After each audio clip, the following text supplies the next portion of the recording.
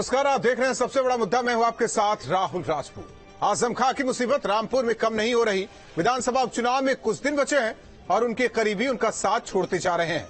सबसे हैरानी की बात यह कि वो असंतुष्ट होकर आजम का सिर्फ साथ ही नहीं छोड़े बल्कि बीजेपी की ताकत रामपुर में बढ़ा रहे हैं। यही नहीं, रामपुर में कांग्रेस भी समाजवादी पार्टी का खेल खराब करने पर तुली है। आरोप लग रहा है कि कांग्रेस रामपुर में बीजेपी की बी टीम साबित हो रही है। यहां आजम से पुरानी अदावत रखने वाले कांग्रेस नेता और पूर्व मंत्री काजिम अली खान बीजेपी प्रत्याशी आकाश सक्सेना का खुलकर समर्थन कर रहे हैं।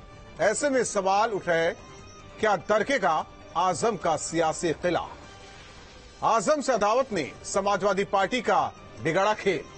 रामपुर उपचुनाव से अखिलेश ने क्यों बनाई दूरी? लोकसभा के बाद विधानसभा हारेंगे आजम। पसमानदा सम्मेलन से बीजेपी की सधेंगे सियासी समीकरण। इन्हीं सवालों के साथ मेहमानों से चर्चा, लेकिन उससे पहले एक रिपोर्ट।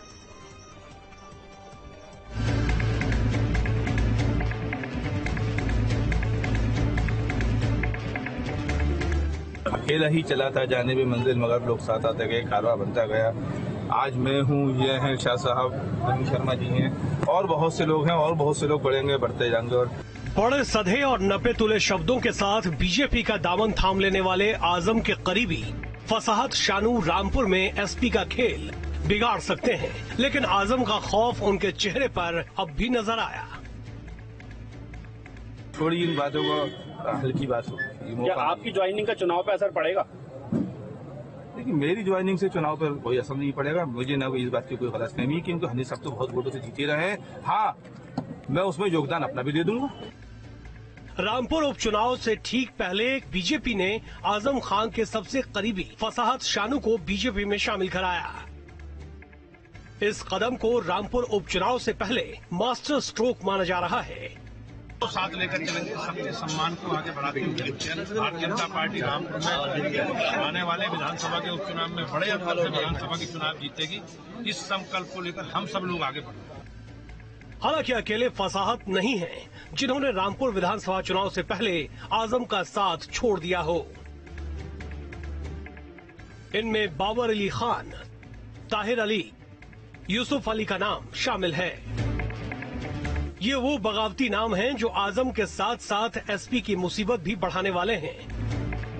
यहां तक कि रामपुर उपचुनाव के लिए बीजेपी प्रत्याशी आकाश सक्सेना का नाम भी आजम खान की वजह से चर्चा में आया था।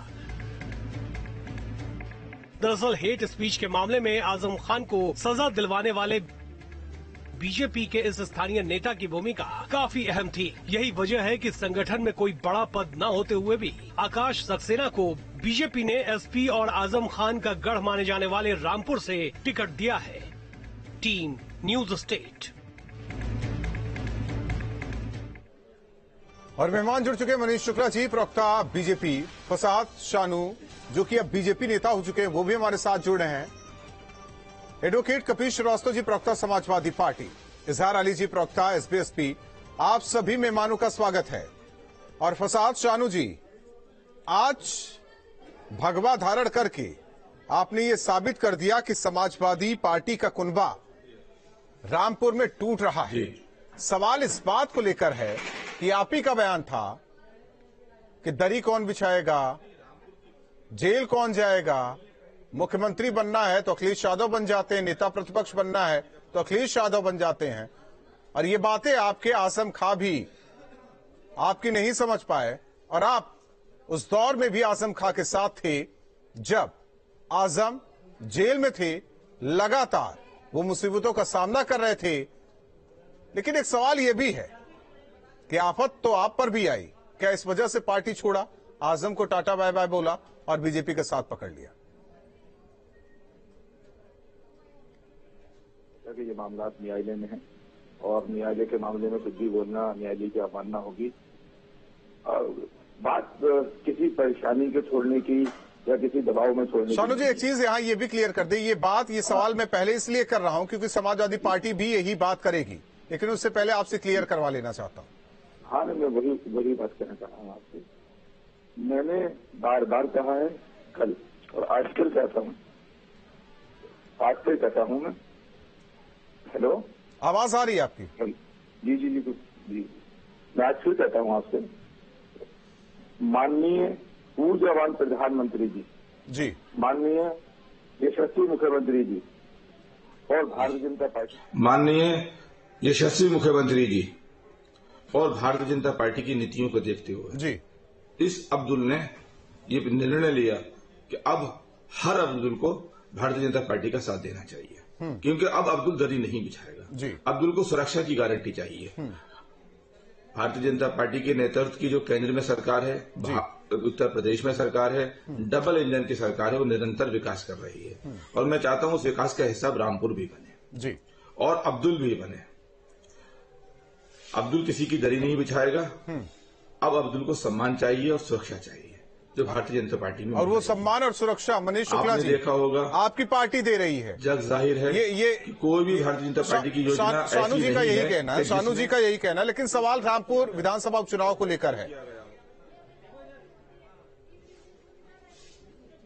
जिस तरीके से पिछले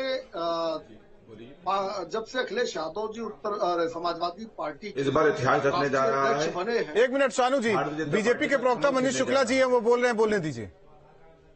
जब से राष्ट्रीय अध्यक्ष बने हैं श्री अखिलेश यादव जी समाजवादी पार्टी के, तो पार्टी पहले परिवार तक और अब परिवार भी न कहें तो बीवी बच्चों तक सिमट गई है जी। 3 जगह चुनाव हो रहा है, मैनपुरी में, रामपुर में और खतौली में। सब देख रहे हैं कि किस तरीके से एक पार्टी के राष्ट्रीय अध्यक्ष केवल एक सीट पे जा रहे हैं। अभी कुछ दिन पहले आजमगढ़ का चुनाव हुआ था, जहां उनके अपने ही भाई चचेरे भाई लड़ रहे थे, धर्मेंद्र यादव, वहां भी नहीं गए और रामपुर का लोकसभा का चुनाव हुआ। यानी पहले परिवारवादी पार्टी थी और अब बीवी बच्चों तक केवल सिमटी हुई पार्टी है और केवल पत्नी चुनाव जीत जाए इसके लिए कहीं भी घुटने टेकने को तैयार है। सबसे बड़ी बात यह है कि परिवारवाद अब सपा पर भारी पड़ रहा है और रामपुर में लोकसभा चुनाव जीतने के बाद अब स्पष्ट है कि वहां सभी जाति धर्म के लोग भारतीय जनता पार्टी और उसके विकास की नीति के साथ है। अभी शानू जी ने विस्तार से सभी चीजों को बताया है जी। देखिए, जिन लोगों ने मुसलमानों का ठेका ले रखा था, उनकी सरकार रहते उनको क्या मिला? कुछ बड़े लोगों को भले मिल गया हो, लेकिन जो समाज के अंतिम छोर पर खड़े व्यक्ति थे उन तक विकास किसने पहुंचाया? ठेका तो उन्होंने लिया था, लेकिन भारतीय जनता पार्टी, नरेंद्र मोदी जी की सरकार, योगी आदित्यनाथ जी की सरकार ने विकास पहुंचाया। चाहे आवास दिया हो, चाहे शौचालय दिया हो, गैस कनेक्शन दिया हो, तमाम जो योजनाएं हैं। मनीष जी, इस बदलाव पर समाजवादी पार्टी और जो सवाल है उस पर क्या समाजवादी पार्टी का रिएक्शन है, ये भी जानना जरूरी है। कपिल श्रीवास्तव जी, देखिए सवाल तो मैं पूछूंगा नहीं क्योंकि सवाल शानू जी ने खड़े किए, सवाल मनीष जी ने खड़े किए।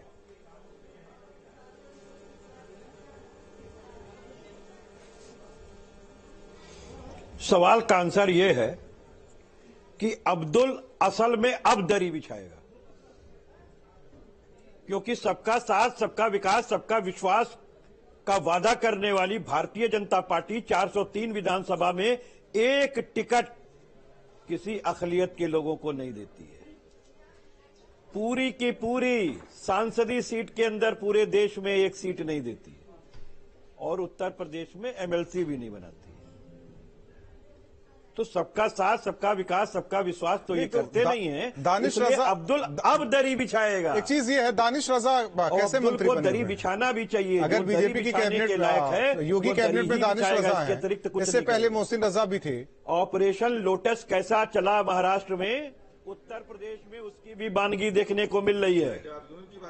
और ऑपरेशन लोटस क्यों नहीं चलेगा जब उत्तर प्रदेश के तमाम कैबिनेट मिनिस्टर्स की ड्यूटी प्रदेश के विकास की जगह प्रशासन के मैनेजमेंट पर लगी होगी और प्रशासन का चाबुक अब्दुल लोगों पे चलेगा जो दरी बिछाते हैं, अब वो दरी ही बिछाएंगे। तो मैं तो बहुत सीधी बात कहता हूं कि बहुत कम समय में विश्व की सबसे अमीर पार्टी बनना, बहुत कम समय में उद्योग जगत से भरपूर देखिए, आप उन्हें कहिए कोख पर वो आप पर बयान दे, आप उन पर बयान दीजिए। लेकिन एक सवाल कपिश जी, एक सवाल और भी मेहमान है। एक सवाल है, देखिए इसी चर्चा में, और हमारा भी वही सवाल है। भारतीय जनता पार्टी आवाज आ रही है कपिश जी, सुन पा रहे हैं आप? कपिल श्रीवास्तव जी, कपिश जी आवाज आ रही है तो सुनिए सवाल कि अखिलेश यादव मैनपुरी के इर्द गिर्द ही क्यों घूम रहे हैं, क्यों नहीं रामपुर जा रहे हैं? रामपुर से क्या वो अलगाव क्यों? जो लोकसभा उपचुनाव आजमगढ़ और रामपुर में दिखा, जो छवि अखिलेश यादव के स्पष्ट सामने आई, वही छवि इस बार भी आएगी कि वो पत्नी को चुनाव जिताने में जी जान से लगे हैं।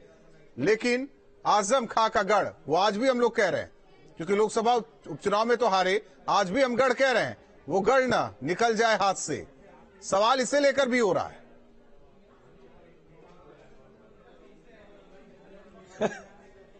पहली बात तो यह है कि गढ़ होता है राजतंत्र में, और पत्रकारिता को ऐसा कलंकित मत कीजिए कि राजतंत्र मैनपुरी क्या है जिस पर आज खेल रहे हैं आप लोग? संविधान की आप धज्जियां उड़ा। मैनपुरी क्या है जिस पर खेल रहे हैं आज? अगर आपके ही परिप्रेक्ष्य में मैं कह लूं गढ़, अरे भाई सुन तो लीजिए, राजतंत्र आपसे सीखना पड़ेगा, हमें जवाब आपसे सीखना पड़ेगा। राजतंत्र किसी का गिरा है, डेमोक्रेसी में जब एक परिवार का तंत्र चल रहा है तो उसे ही राजतंत्र कहेंगे। आप छोड़िए, पत्रकारिता पर सवाल न उठाइए, अपनी नेतागिरी बताइए। शिक्षक हो चाहे स्नातक हो, दोनों पे कब्जा किया है समाजवादी पार्टी ने। अखिलेश यादव रामपुर क्यों नहीं जा रहे हैं? किले को भेज दिया है। अखिलेश यादव रामपुर कब जाएंगे? ये दिखा दिया अखिलेश यादव रामपुर कब जाएंगे? स्टार प्रचारकों की लिस्ट में उनका नाम है। अखिलेश यादव कब जाएंगे?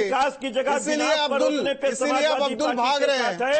वहां अखिलेश यादव से अब्दुल समाज दूरी बना रहा है, ये भी सोचना होगा। सैफ खान साहब हमारे साथ प्रवक्ता कांग्रेस जुड़े हैं।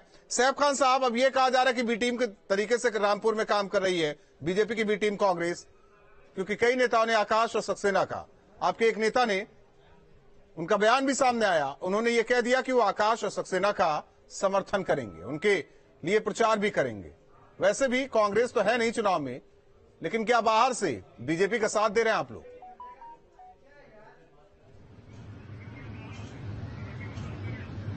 देखिए, ये बात बिल्कुल गलत है कि कांग्रेस जो है भारतीय जनता पार्टी का कभी भी साथ दे सकती है।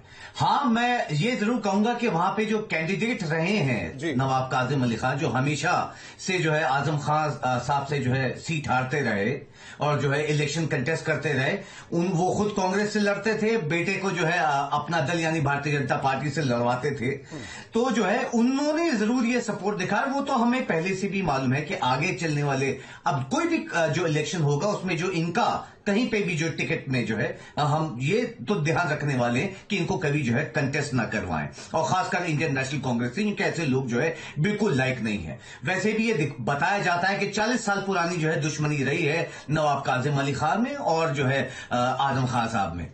सच्चाई वाली बात यही है कि अगर आप ये सवाल भी पूछेंगे कि अखिलेश क्यों नहीं गए वहां पे रामपुर की कॉन्स्टिट्यूएंसी देखने के लिए, तो मुझे लगता है कि इसका जवाब जो है पिछले विधानसभा के इलेक्शन में जब आजम खान साहब जेल में थे, वो तभी आपको मिल जाना चाहिए था कि वो जेल में रहते हुए जो है विधानसभा का इलेक्शन जो है वो जीत गए। वैसे ही मुझे लगता है कि ये भरोसा जो है कहीं ना कहीं जो है अखिलेश जी समाजवादी सरकार या जो पार्टी है उसको है कि ना जाते हुए भी वहां पे जो इनके मैंडेट बहुत अच्छा मिलता है, 55,000 वोटों से जो है। ऐसा ही भरोसा तो आजमगढ़ में भी था, ऐसा ही भरोसा तो रामपुर लोकसभा उपचुनाव में भी था। यही भरोसा तो समाजवादी पार्टी को गर्त में ले जा रही है। भरोसे के साथ चुनाव लड़ा जाता है कि वोटर्स के बीच? नहीं, लोकसभा मैं आपको लोकसभा का बता रहा हूं। लोकसभा में सुनिए तो लोकसभा चुनाव में आजम खान साहब ने अपनी जो लोकसभा की सीट है वो छोड़ी थी, और उन्होंने खुद ने नहीं कंटेस्ट किया था, उन्होंने छोड़ी थी ये सीट। जो इस बार कौन सा अलग है? पर जब कंटेस्ट किया गया था और तब जाके प्रत्याशी हैं को जो है मेंटेन, और शानू साहब जो साथ में रहे, सुनिए, जो गुर्बत के दिन आजम खा के रहे उसमें भी साथ दिया, उन्हें पार्टी से बाहर निकाला गया तो आजमवादी मंच तैयार कर लिया उन्होंने हर पल साथ दिया। आर्य मनीष जी, हर पल साथ दिया, उन्हें क्या मिला? वो तो ये कहते रहे कि अब अब्दुल ही दरी बिछाएगा, अब्दुल ही जेल जाएगा, अब्दुल के घर बुलडोजर चलेगा, मुख्यमंत्री अखिलेश यादव बनेंगे, नेता प्रतिपक्ष अखिलेश यादव बनेंगे। अब्दुल को क्या मिला? नहीं, देखिए ये अब्दुल वाली बात जो है ये बिल्कुल गलत होगी कि आप जो है स्पेसिफिकली एक कम्युनिटी को फोकस कर रहे हैं। सर, खास आप अगर मैं देखता हूं जो आजम के साथ रहे, आजम के करीब रहे, उम्मीद करता हूं आजम के गुर्बत के दिन के साथ ही रहे, वही कह रहे हैं, ये मैं नहीं कह रहा हूं। पूरा सुनिए, वो अरे नहीं, साथ ही रहे, अरे साहब ऐसे जो है छुट भैया की अगर मैं बात करूं जो टूट के जो तकलीफ के मारे जो अलग चले जाते हैं और खास करके ऑपोजिशन में जाकर जो है फिर वो पार्टी के लिए बोलते रहते हैं, उनके लिए तो मैं बहुत अफसोस करता हूं कि इनकी ना होने वाली है। तो ये शानू जी क्लियर कर देना हो गए, ये शानू जी आप छुटभैया नेता है, शानू के मैं तो छुटभैया नेता है वो, इनको ऐसी भाषा का इस्तेमाल तो ना कीजिए कम से कम। मैंने भी सवाल सुना नहीं, किसने कहा छुटभैया नेता है? कांग्रेस के प्रवक्ता साहब खान साहब हैं, छुटभैया नेता कह रहे हैं आपको। सही कह रहे हैं। इनके बयान जो है वो भी सब सपा ने मना कर दिए हैं, अब्दुल्ला ने मना कर दिए हैं। जब ये खड़े हुए बयान दे रहे थे तब तो उसी को मना कर दिया गया था। और ऐसे लोगों को जो है इनकी बातें ना सुनने का ज्यादा अच्छा रहेगा, जिनका ये नहीं पता रहता आपके नेता क्या कर रहे हैं उसे ना सुने सैफ खान साहब, गिर जाएंगे। शानू जी क्या कह रहे हैं उसे ना सुने, केवल सुने तो सुने सैफ खान साहब की सुने। यही तो लोकतंत्र है, यही तो पार्टी तंत्र है, यही तो कांग्रेस है। ठीक है, आ रहे हैं अभी एक मेहमान और है, इजहार अली जी हैं। इजहार अली जी कैसे देख रहे हैं? दो चीजें देखिए, दो चीजें। अखिलेश नहीं गए रामपुर, अभी तक कोई बताने के लिए तैयार नहीं, जाएंगे कि नहीं जाएंगे, कि वो मैनपुरी में रहेंगे, आजम के नाम पर चुनाव लड़ते रहेंगे, हार गए ठीक रहा, आजम पर फोड़ देंगे कि साहब सीट तो चली गई, आजम के नाम पर हम लड़ रहे थे। सवाल इस बात को लेकर है कि दूसरी ओर शानू जी जैसे कई लोग जो कि लगातार समाजवादी पार्टी का साथ छोड़ रहे हैं, कहीं कुछ तो चाहिए उन्हें, समाज में इज्जत, पार्टी में इज्जत, अगर कहीं मिल रही तो किसी पार्टी को क्या गुरेज? देखिए राहुल जी, आज जो आजम खान साहब की जो हालत है, चूंकि सबसे वरिष्ठ वो विधायक विधानसभा में थे, अब तो चूंकि वहां पे चुनाव हो रहा है, आज आजम खान साहब जिस पायदान पे खड़े हैं उसके चारों तरफ खाई है, और इस खाई को खोदने में सबसे ज्यादा अगर किसी ने सहयोग किया है तो समाजवादी पार्टी ने किया है। वो इसलिए किया है कि आजम खान साहब पे जब आज से तीन साढ़े तीन साल पहले, 2.5 साल पहले जब भी उनके ऊपर मुकदमे लग रहे थे, चोरी, बकरी चोरी, मुर्गी चोरी और तमाम तरीके से, तो समाजवादी पार्टी ने ना कोई सदन में बात उठाई, ना कोई सड़क पे संघर्ष किया, कभी को उसके पक्ष में बोले नहीं। सीतापुर जेल में रहे, एक बार मिलने नहीं गए, बस शुरुआती दौर में गए, चले आए। और रही बात रामपुर विधानसभा की, देखिए आजम जी बहुत बड़े नेता हैं, और वो कहां तक, कब तक परेशानी झेलेंगे, कब तक मुकदमों को झेलेंगे। तो इसलिए हमको, हमारा ये मानना है कि आप कहते हैं बहुत सीनियर नेता है, बहुत मजे हुए, वो राजनीति के माहिर, दांव पेच जानने वाले खिलाड़ी है, तो शानू जी की तो बात तो सुन लेते। उन्होंने भी तो जो अखिलेश यादव ने किया वही उन्होंने किया। उन्होंने किसे आगे कर दिया? आसिम रजा को प्रत्याशी बना दिया। असल में यहाँ आसिम रजा को प्रत्याशी बनाने का मकसद ये था कि आजम का, आप देखिए सरकार के सिस्टम से आदमी कब तक लड़ेगा, भाई उसकी जितना दम थी तब तक लड़े। उनको जो आसिम रजा जी को प्रत्याशी बनाने के बाद से ये चर्चा होने लगी थी कि आजम खान साहब ने अपनी गाड़ी की हल्का सा एक्सीलेटर कम कर लिया है ताकि वो दूसरी गाड़ी निकल जाए। और जो शानू जी हैं, ये तो अभी जब आजम खान साहब जेल में थे तब इन्होंने ये बात कही थी कि अब्दुल दरी बिछाएगा। सही बात, तो मैं इनकी बात का समर्थन करता हूं। ठीक है, मनीष जी कुछ कहना चाह रहे हैं, मनीष जी कुछ कहना चाह रहे हैं, कपिल जी फिर आपका रुक करते हैं। साहब आ रहे हैं, एक मिनट मनीष जी बात पूरी कीजिए। पार्टी ने इतनी बात पूरी कीजिए, मेहनत की, बात पूरी कीजिए। इजहार साहब जरा शांत रहिए, समाज के लोगों से। इजहार साहब, 1% इजहार अली जी शांत रहिए। जिस पार्टी के राष्ट्रीय अध्यक्ष ही ये करने लगे कि केवल पत्नी के चुनाव में जाएंगे, चाहे आजम खान चुनाव लड़े, चाहे उनका कोई प्रतिनिधि लड़े, चाहे भाई धर्मेंद्र यादव उनके लड़े, वहां नहीं जाएंगे। इससे स्पष्ट हो गया है कि समाजवादी पार्टी ने तय कर रखा है कि अब पहले परिवार उनके लिए एक नंबर पे था, अब अखिलेश यादव के लिए पत्नी, बच्चे और अपने, यानी 4 लोग ही महत्वपूर्ण है पूरे चुनाव में। देखिए, उत्तर प्रदेश की जनता, रामपुर की जनता को ये पता चल गया है कि अगर विकास की नीति पर चलेंगे तो क्षेत्र का विकास होगा, जो समाज के अंतिम छोर पर खड़े व्यक्ति हैं वहां तक सुविधाएं पहुंचेगी, योजनाएं पहुंचेगी, उनका जीवन खुशहाल होगा। अब आजम खान के पाप का घड़ा रामपुर में फूट चुका है, ठीक है कपीश जी, सबसे पहले किनारा कपीश जी ने किया है। आखिर कारण क्या है? मैं मौका चाहूंगा। आ रहे हैं साहब आ रहे हैं, आपके पास ही आ रहे हैं। 1 मिनट, केवल 1 सेकंड का आ गए। बात तो पूरी होने दीजिए, पहले बात तो पूरी होने दीजिए। कपीश जी की बात पूरी होने दीजिए। तो कितनी गर्म है, ठीक है जो चुनाव कपीश जी बड़े विकास के ऊपर कह रहे हैं। सुनिए, ये बड़ा विकास कह रहे हैं। 1 मिनट, आपस में चर्चा ना कर लीजिए। कपीश जी, राहुल भाई, कपीश जी पूरी बात कीजिए। सैफ खान साहब, जिस रास्ते पर जाने नहीं उसकी बड़ी बड़ी बातें कर रहे हैं। उपचुनाव लड़ना नहीं, लेकिन उपचुनाव की बातें कर रहे हैं। जरा शांत रहिए, जरा शांत रहिए। गर्म हो गई है। आ रहे हैं, आपकी बात करेंगे। श्रीवास्तव जी, कपीश जी, सुनिए, कपीश जी आ रहे हैं। सैफ खान साहब, एक अलग बात होगी। सैफ खान साहब, आप ही लोगों की वजह से शानू साहब लोगों को बोलना पड़ता है कि अब्दुल ही दरी बिछाएगा क्या? आप ही लोगों की वजह से शानू साहब को बोलना पड़ता है कि अब्दुल ही दरी बिछाएगा। जरा शांत रहिए, सबको मौका देने दीजिए। शानू साहब को भी मौका देंगे। कपीश जी बोलिए।